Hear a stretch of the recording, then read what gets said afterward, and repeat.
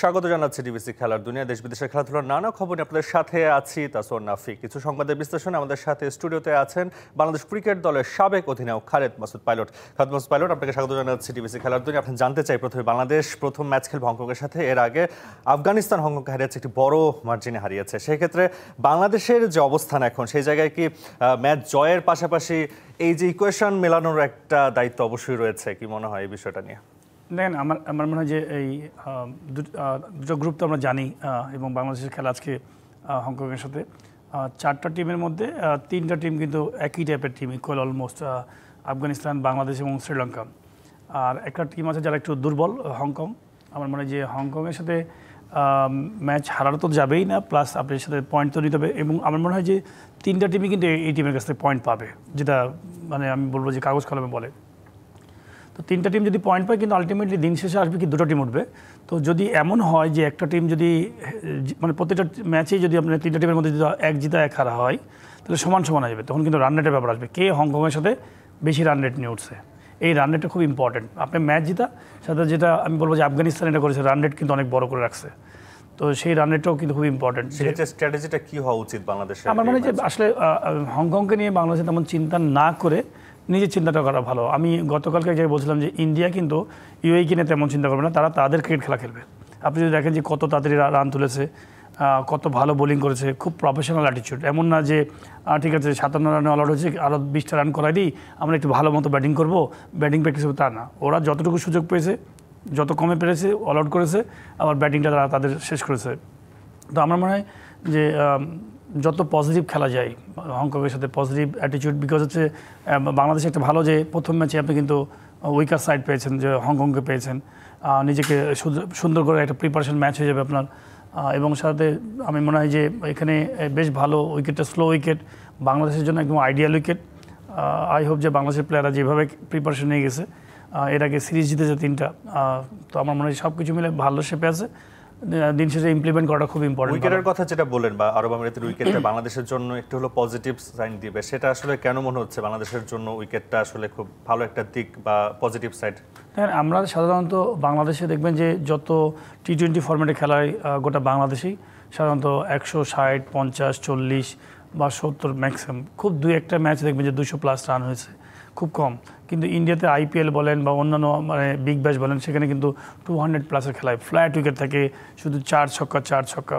তো এই উইকেটটা কিন্তু আপনি যদি দেখেন গতকালকে যে বোলিং করেছে দুবে না, সাধারণত আপনি কুলদীপ বলেন বা অক্ষর প্যাটেল বলেন, যারা বল করেছে সব কিন্তু বল থামে, বল গ্রিপ করে, বল টার্ন করে। অনেক ভ্যারিয়েশন আছে বোলিংয়ের, ঠিক প্রত্যেক টিমেরই। আমার কাছে মনে হয় আফগানিস্তান যেভাবে বল করেছে স্পিনাররা, তো সব কিছু মিলে এখানে স্পিনাররা কিন্তু অনেক মানে বলবো যে বেনিফিট পাবে। এবং খুব সব টিমে কিন্তু জোরে বলার বেশি খেলাবে না। উইকেটের যে বিহেভ, তাতে আমার কাছে মনে হয় যে হয়তো ম্যাক্সিমাম 2টা করে ফাস্ট বোলার খেলাবে, একটা হয়তো ফাস্ট বোলার অলরাউন্ডার ব্যাকআপ হিসেবে, ব্যাটসম্যান হিসেবে রাখবে। বেশিরভাগই ডিপেন্ড করবে হচ্ছে কত স্পিনার খেলানো যায়। তো এইখানে যদি 160 ধরেন, গতকালকের ম্যাচে অনেক রান হয়েছে, এক সাইডে কম হয়েছে, কারণ হচ্ছে quality of team. India team অনেক বেটার টিম, ইউএই টিম অনেক নিচের দিকের টিম, যার জন্য হয়তো মনে হয়েছে 4 ওভারে ব্যাটিং করে নিয়েছে। কিন্তু এই 4 ওভারে ব্যাটিং করা এত সহজ হতো না যদি আপনি ভালো অপোনেন্টে ভালো বোলিং ডিপার্টমেন্ট থাকতো। তো আমরা যদি ইউএইর খেলা যদি দেখি, ইউএই এবং হংকং, আপনি দেখবেন যে ইউএই করেছে 180+, 88 সম্ভবত। তো আর আপনি কিন্তু ওখানে কিন্তু 188 হওয়ার কারণটা হচ্ছে আপনার হংকংয়ের বোলিংটা একটু দুর্বল ছিল। সেই দুর্বলতা যদি না হয়ে যদি একটু এভারেজ ভালো বোলিং হতো, তাহলে কিন্তু ওটা নেমে হয়তো 160 হতো। তো এই সাবকন্টিনেন্টে আমার কাছে ওইখানে মনে হয় যে 160 খুব ভালো স্কোর।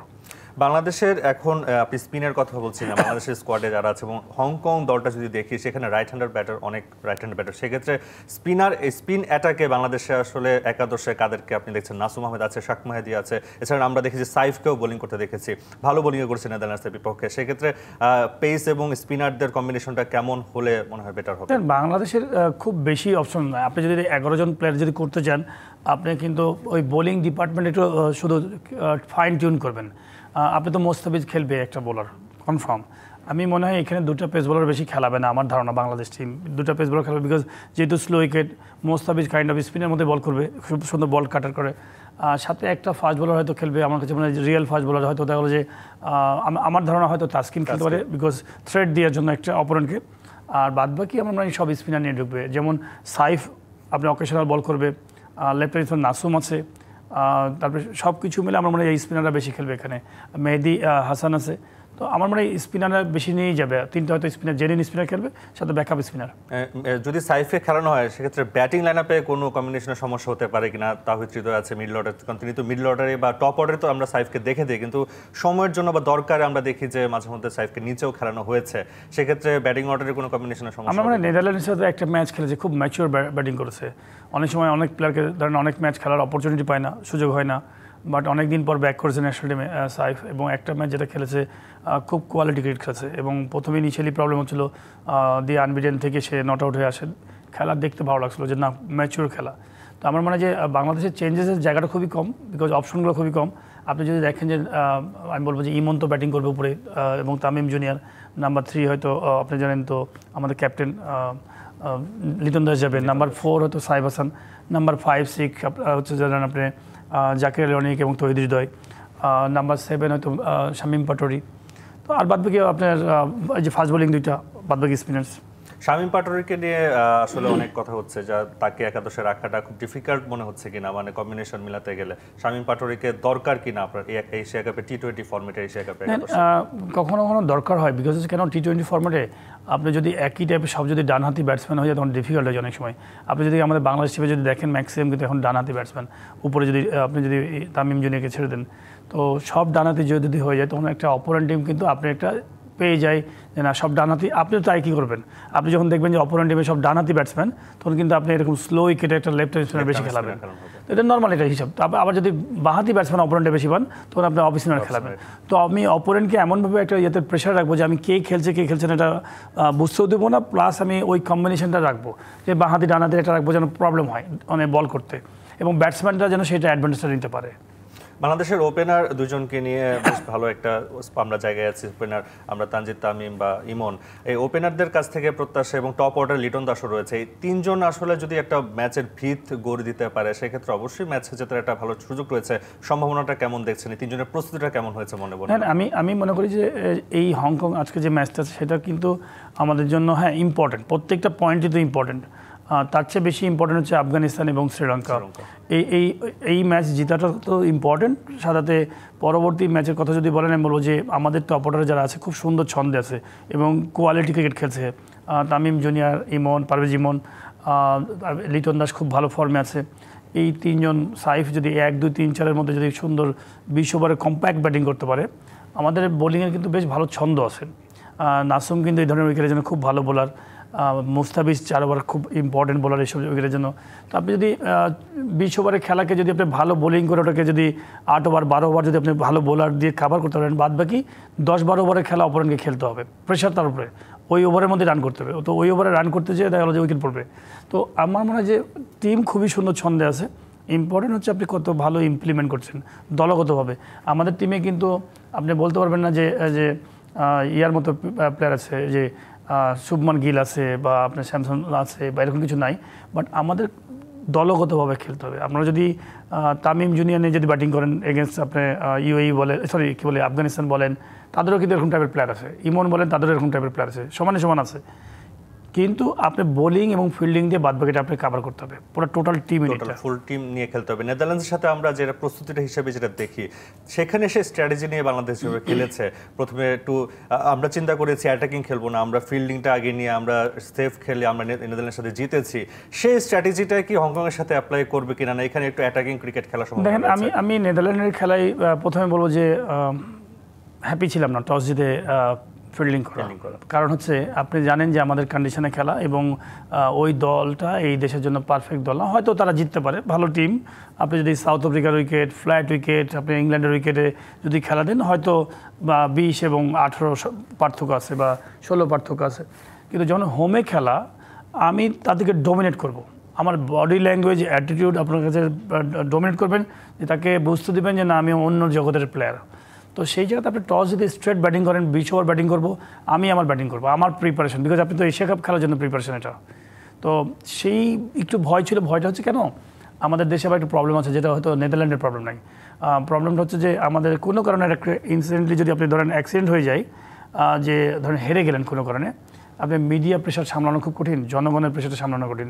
তো এই জন্য আমাদের খেলোয়াড়রাও বা ম্যানেজমেন্ট অনেক সময় সেফ জোনে থাকতো যে না বাবা আগে জিতে নিই তারপরে এই চিন্তাটা করি। বাট অনেক দল আছে যারা কনফিডেন্ট অনেক, তারা জানে যে আমি একটা ম্যাচ কোনো কারণে মিস হয়ে গেলেও তারা জানে যে আমি সব কিছু কাভার করে আমি এমন একটা জায়গায় থাকবো আমার ওইখানেই পৌঁছাবো। বাট অনেক সময় থাকে না, দেখবেন যে আমি দেখেছি এরকম যে টেস্ট ম্যাচ নিউজিল্যান্ড অস্ট্রেলিয়া খেলা 5 দিনের খেলা, তো 2 দিন বৃষ্টি এসেছে, তো 2 দিন বৃষ্টি হওয়ার জন্য খেলা হয় নাই। তো ওরা চাচ্ছে কি দর্শককে খেলাটাকে তো উপভোগ করাতে হবে, তো 2 টিমই 100 রান 101 রান করে ডিক্লেয়ার দিয়ে দিল ফার্স্ট ইনিংস। আসো 3 দিন খেলবো, সেকেন্ড ইনিংসে কে জিততে পারে। এই যে এই মজা মানে থাকে না, তো আপনি এনজয় করছেন, আপনি নিজেদের মধ্যে চ্যালেঞ্জ খেলছেন, দর্শককে আপনি সুন্দর সুন্দর একটা আমরা আপনি বলবো যে সেকেন্ড ইনিংসে যে রেজাল্ট হবে, মানে 5 দিনের খেলাকে আপনি 3 দিনে 1 ইনিংস করে নিয়ে নিলেন, সহজ করে ফেলেছেন। তো এইটা কিন্তু আমরা কিন্তু সাহস পাবো না, এবং এরকম জায়গায় যদি আমরা ডিক্লেয়ার দিই আমাদের দর্শক, সাধারণ দর্শক যারা বুঝেন, বাইরে একটা প্রেসার থাকে হ্যাঁ, সাধারণ দর্শক যারা কম বোঝেন, যারা একটুতে লাফালাফি করেন, মিডিয়া হয়তো যারা অনেক কম বোঝেন তারা হয়তো লাফালাফি করেন। দিন শেষে খেলাটাকে তো আপনি এনজয় করতে হবে। দর্শক কেন মাঠে আসে, আমি বলছি না আপনাকে হারতে হবে, কিন্তু খেলাটাকে আপনি বুঝেন যে 2টা টিমই কিন্তু ভালো টিম, অস্ট্রেলিয়া এবং নিউজিল্যান্ড। তারা চিন্তা করেছে 2 দিন বৃষ্টি হয়েছে, তাহলে প্রথম দিনের লাঞ্চের মধ্যে টি এর মধ্যেই 100 করে দুজনে ডিক্লেয়ার করেছে, এ নিয়ে 100 করে ডিক্লেয়ার করে দিয়েছে। 3 দিনের মধ্যে আসো খেলি আমরা, মানে সেকেন্ড ইনিংসে যে কে রেজাল্ট করতে পারে দেখি। তো একটা সুন্দর ওই 3 দিন মজার খেলা হয়েছে। দর্শকদের যে প্রেসার, এই প্রেসারটা বাংলাদেশ দল এখনো পর্যন্ত সেটা অ্যাডজাস্ট করাটা খুব ডিফিকাল্ট মনে হচ্ছে। এই যে আপনি যেটা বললেন, এই চিন্তা থেকে বাংলাদেশ সে অ্যাটাকিং খেলাটা খেলতে পারেনি এবং 100% মনে হয় আসে না অনেক ক্রিকেটার সেটা দিতে পারে না। একটা হচ্ছে ধরেন দর্শক তো কথা বলবেই, সোশ্যাল মিডিয়া বিজনেস করবেই, যারা অনেকে বিজনেস প্ল্যাটফর্ম তৈরি করেছে। একটা হচ্ছে যে রাইট ট্র্যাকে কিন্তু তারা কিন্তু আসল কথাটা বলেন না, হয়তো এমন কিছু নিউজ ফাটাফাটি নিউজ, ভিতরে কিন্তু কিছু নাই। তো এই সেল করার জন্য অনেক কিছুই করবে, বাট দিন শেষে আপনার যে কাজ সেই কাজটার প্রতি আপনি মনোযোগী হতে হবে। আমি মনে করি যে ইন্ডিয়া টিম আমার কাছে মনে হয় এর চেয়ে বেশি সোশ্যাল মিডিয়া আছে। ইন্ডিয়া টিম তাদের খেলোয়াড়দেরকে দেখবেন কয়জনকে আপনি সোশ্যাল মিডিয়াতে অ্যাক্টিভিটি দেখবেন, কয়জন আছে। তারা জাস্ট ক্রিকেটটাকে এমনভাবে প্যাশন তাদের যে এমনভাবে নিয়েছে, কারোর সাথে দেখা করে না, কারোর সাথে যোগাযোগ করে না, কয়টা আছে যে ধরেন বিভিন্ন রকম অ্যাক্টিভিটিতে ইনভলভ, মানে সোশ্যাল মিডিয়া দিয়ে। তো আমি মনে করি যে খেলোয়াড়দের ওই জায়গাতে মনোযোগ করা উচিত, পিছন সাইডটা না দেখা উচিত। আপনি যদি টেস্ট প্লেয়ার, কেন টেস্ট প্লেয়ার আমি সবসময় বলি, আপনাকে সব কিছু টেস্ট করে এখানে আসতে হবে। আপনি মিডিয়া প্রেশার, মানে আপনি ধরেন পাবলিক প্রেশার, স্পন্সর প্রেশার, সব কিছু চিন্তা ভাবনা করে সব কিছু উত্তরায় কিন্তু আপনি ইন্টারন্যাশনাল ম্যাচ খেলবেন, দেশের জন্য খেলবেন। তো আপনাকে তো প্রেশার নিতে হবে। এখন আপনি একজন ডাক্তার, তো এখন প্রাইম মিনিস্টারের বা আপনার ধরেন উপদেষ্টার যদি আপনি সার্জারি করতে যান ডাক্তার, তো আপনার প্রেশার তো থাকবেই। কিন্তু আপনি যদি রিয়েল ট্রু ডাক্তার হয়ে থাকেন, আপনি প্রফেশনাল চিন্তা করবেন, আপনি তো রুগী দেখবেন, not prime minister K operation, তার তো ইম্পর্টেন্ট না, সে রুগী হিসেবে ট্রিট করবে। তো খেলাকে আপনি খেলার মতো করে ট্রিট করেন। আমরা এশিয়া কাপে যদি আবার ফিরি, এশিয়া কাপে যেখানে বাংলাদেশের প্রথম ম্যাচ হচ্ছে হংকংয়ের সাথে, পরের ম্যাচ শ্রীলঙ্কার সাথে, লাস্ট ম্যাচটা আফগানিস্তানের সাথে, সেক্ষেত্রে বাংলাদেশের প্রধান প্রতিপক্ষ হয়ে আফগানিস্তান দাঁড়াতে পারে কিনা? কারণ শ্রীলঙ্কার সাথে আমরা এর আগেও কিছুদিন আগে সিরিজ জিতেছি, আমরা জিতে এখানে এসেছি T20 ফরম্যাটে। আর হংকংকে আমরা দুর্বলভাবেই চিন্তা করি, মেন প্রতিপক্ষ আফগানিস্তানকে ধরবে কিনা, বিশেষ করে আরব আমিরাতের উইকেটে? না, এই 3টা টিমই কিন্তু আমি বলবো অলমোস্ট সমান সমান। বোলিং ডিপার্টমেন্টে আমি বলবো আফগানিস্তান অনেক এগিয়ে আছে, কিন্তু ব্যাটিংয়ে বাংলাদেশ এগিয়ে আছে। আবার বলতে পারেন যে হ্যাঁ, ব্যাটিংয়ে তো তারা অনেক ভালো ভালো আছে স্ট্রাইকার, কিন্তু স্লো উইকেটে আফগানিস্তান প্লেয়ারদের একটু মাঝে মাঝে ব্যাটসম্যানদের প্রবলেম হয়। তারা অনেক সময় মানে একটু জোর করে অ্যাটাক করতে যে আউট হয়ে যায়, অনেক সময় ভুল করে ফেলে, আমার যেটা অবজারভেশন। বাট বোলিংয়ে আফগানিস্তানের কিন্তু অনেক ভালো ছন্দ আছে। আপনি যদি দেখেন নূর, তারপর হচ্ছে যে লেগ স্পিনার রাশিদ খান, এর আগের দিন ম্যাচে নবী বলই করে নাই, 7 জন বোলার বল করেছে কিন্তু নবীকে রেস্ট দিয়েছে, বোলিং করে নাই। তো কত ভ্যারিয়েশন অলরাউন্ডার আছে তাদের মধ্যে। তো যে ভালো বল করবে, যে রিডিয়ামে থাকবে তাকে হয়তো 4 ওভার করবে, মানে এইরকম অপশনস আছে। তো আমার মনে হয় যে 3টা টিমই সমানে সমান। বাট দিন শেষে আমি মনে করি যে আমাদের জিতা উচিত, বিকজ আমরা মাথা নিচে করে খেলতে হবে না, কনফিডেন্স। আমার কাছে আফগানিস্তান একটা ভালো জিনিস লাগে কি, আফগানিস্তান কিন্তু মাঠে যখন খেলে না, দেখবেন যে অ্যাটিচিউডটা মনে হয় যে জিতার জন্য নামছি, কিছু একটা করতে নামছি। তো এইটা খুবই ইম্পর্টেন্ট। মাঠের মধ্যে নামবেন আপনি ওই মাথা নিচে করে সারাক্ষণ টেনশনে আছেন, তাহলে হবে না। আপনাকে এনজয় করতে হবে। এনজয় বলতে বলছি লাফালাফি না, ক্রিকেটটাকে আপনি ইনভলভ হতে হবে। আমার যে কাজটা আছে সেই কাজটা আমি সুন্দরভাবে করবো, আরেকজনকে আমি রিল্যাক্স করাবো, যেন সে রিল্যাক্স থাকে। সে হয়তো প্রেশারে থাকতে পারে, তার সাথে এমনভাবে কিছু কথা বলবো, সে তাকে রিল্যাক্স করে দেবো। টিম গেম মানে থাকে না যে আপনি আজকে দিনটা খুব এনজয় করছেন, আপনার দিনটা খুব সুন্দর যাচ্ছে, তো তার উচিত হবে তার পাশে পার্টনারকে যেন রিল্যাক্স করে দেওয়া। তো এটা হচ্ছে আমি মনে করি যে সবাইকে মিলেই সুন্দরভাবে। আর ভালো অপোনেন্ট আফগানিস্তান, শ্রীলঙ্কা অপোনেন্ট, কিন্তু আমি বলবো যে ভালো ক্রিকেট খেললে অবশ্যই জিতবো, এবং এমন কিছু না যে তাদেরকে আমরা হারতে পারবো না। আপনি যদি নিউট্রাল অবস্থানে as a Khaled Masud pilot বাংলাদেশের এক্স ক্যাপ্টেন, এইটা যদি চিন্তা একদম ভুলে যান, আপনি এটা থেকে বের হয়ে গেলে বাংলাদেশ আফগানিস্তানকে আপনি দুই দলের মধ্যে ফেভারিট কাকে মানবেন? আমি তো বাংলাদেশকে মানবো, বিকজ বাংলাদেশের ট্রু যে প্লেয়ারগুলো আছে তারা, প্রবলেমটা হয় একটা বাংলাদেশের সবচেয়ে, একটা ম্যাচে রান করে একটা ম্যাচে রান করে না, একটা ম্যাচে রান করে একটা ম্যাচে রান করে। দেখবেন তামিম জনি একটা ম্যাচে রান করছে, আরেকটা ম্যাচে ইমন করছে, কিন্তু দুটো প্লেয়ার যদি একই সাথে যদি রান করতো এবং ধারাবাহিক হতো, ব্যাক টু ব্যাক হয়তো 10টা ম্যাচের মধ্যে 7টা ম্যাচ রান করেছে, তো সিনারিও বাংলাদেশ টিমের অন্যরকম। সুপার প্লেয়ার বাংলাদেশ টিমে।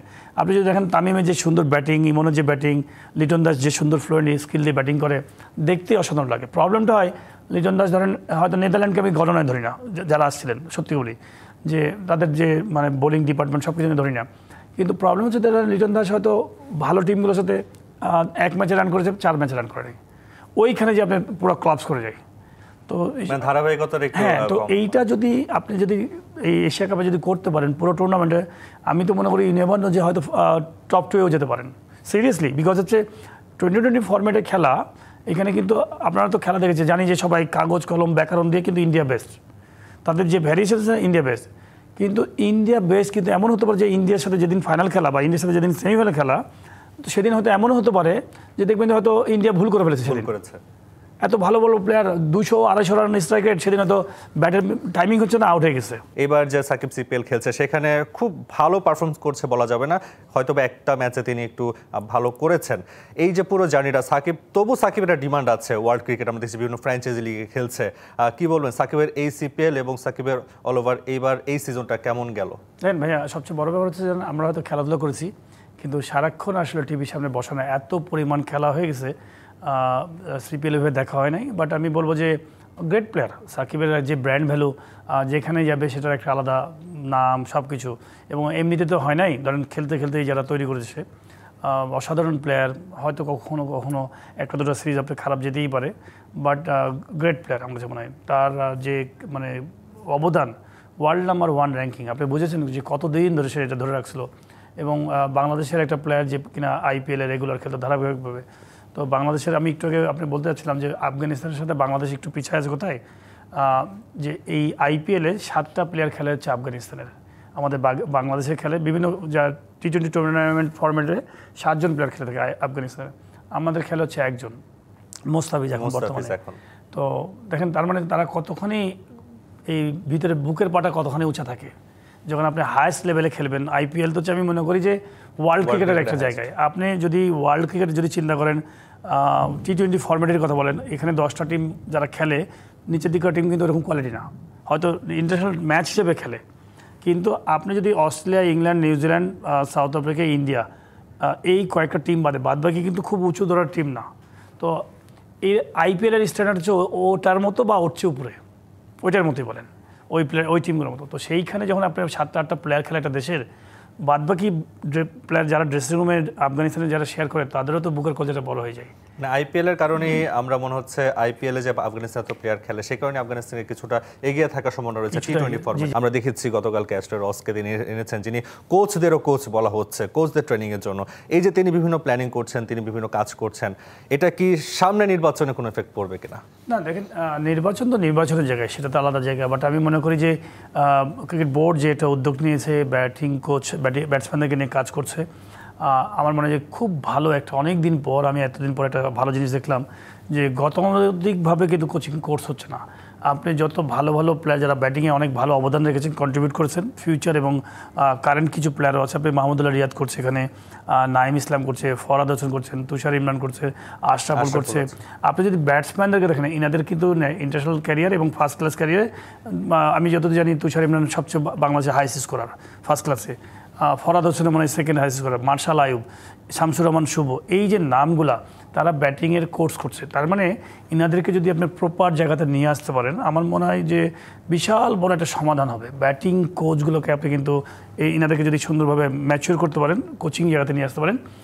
বাংলাদেশের সবচেয়ে বড় একটা সমস্যা আমাদের ভালো কোচের, এবং আমি মনে করি যে কোচ চারিদিকে আপনার ছাতার মতো হয়ে গেছে, কিন্তু রাইট শিক্ষাটা দেওয়াটা খুব ইম্পর্টেন্ট। আপনার রাইট জায়গাতে রাইট শিক্ষাটা দেওয়া ইম্পর্টেন্ট।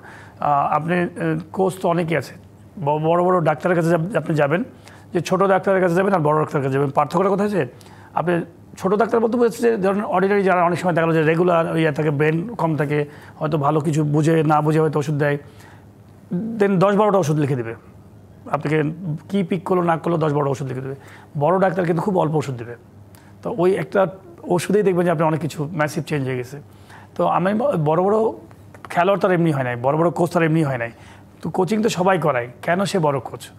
তো এই জায়গাতে আমার কাছে মনে হয় কোয়ালিটি অফ প্লেয়ার্স আমার কাছে আসছে। আমার মনে হয় প্ল্যানিং করার জন্য কি ওনার মতো একজন যদি আবার পরিচালক বা সভাপতি হয়, সেটা কি আসলে পজিটিভ হবে কিনা?